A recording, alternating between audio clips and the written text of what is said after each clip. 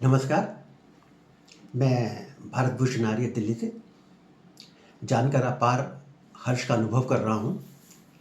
कि हिंदी साहित्य संस्थान ट्रस्ट ने अपने मकबूल कार्यक्रम परिचर्चा के जो हर रविवार को शाम 7 बजे फेसबुक पर लाइव प्रसारित किया जाता है, उसके इस इतवार को पूरे 200 एपिसोड पूरे कर लिए हैं। तो उस कार्यक्रम के 200 एपिसोड पूरे होने पर मैं हिंदी साहित्य संस्थान ट्रस्ट की संस्थापिका यानी अपनी बिटिया वसुधा को, जो इस ट्रस्ट की अध्यक्षा भी हैं और संचालिका भी, उनको और पूरी टीम को तहे दिल से बधाई देता हूँ, शुभकामनाएं देता हूँ और शुभाशीष देता हूँ। निसंदेह ये छोटा कार्य नहीं है, ये बहुत बड़ा काम है। पिछले 4 सालों से कोई भी इतवार को, कोई भी कार्यक्रम को स्किप किए हुए बिना लगातार अनवरत 4 साल से ये कार्यक्रम चलाना बहुत बड़ी बात होती है। ऐसे कार्यक्रम को चलाने के लिए निश्चित रूप से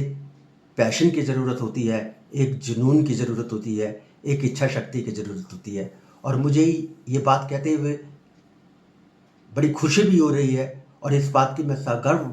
इस बात की घोषणा करता हूँ कि ये सब क्वालिटीज़, ये सब गुण वसुधा के अंदर कूट कूट कर भरे हुए हैं। इस परिचर्चा की सबसे बड़ी बात यह है कि अपने समय के, अपने समाज के और अपने देश की जो समस्या हैं, जिनसे हमें आए दिन दो चार होना पड़ता है, उन समस्याओं को, उन विषयों को उठाती हैं और उनके जो विशेषज्ञ होते हैं, जो उन विषय के उनके जानकार होते हैं, उन सबों को बुलाकर उस पर गहन चर्चा करती है और उस समस्या रूपी सागर से कुछ अमृत की बूंदें निकालकर हमारे सामने सुझाव के रूप में, एक सॉल्यूशन के रूप में हमारे सामने रख देती हैं। तो इस पैशन के लिए, इस जुनून के लिए निसंदेह मुझे बेसाख्ता ये कहने में कोई गुरेज नहीं कि American poet Henry Wordsworth Longfellow की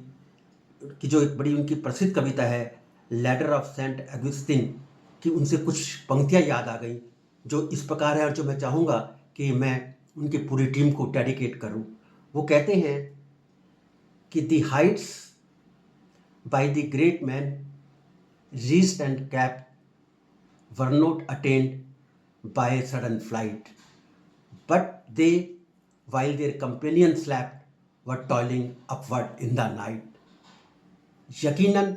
इस कविता के मर्म को उस पूरी टीम ने चरितार्थ करा है। मैं पुनः अपनी बिटिया वसुधा या विवाराज वैभवी को और उसकी टीम को पूरे मन से, पूरे भाव से बधाई देता हूँ, शुभकामनाएं देता हूँ और ये कामना करता हूँ कि वो चरैवती चरैवती का आर्षमंत्र हमेशा याद रखेंगे इस साहित्यिक यात्रा में। धन्यवाद।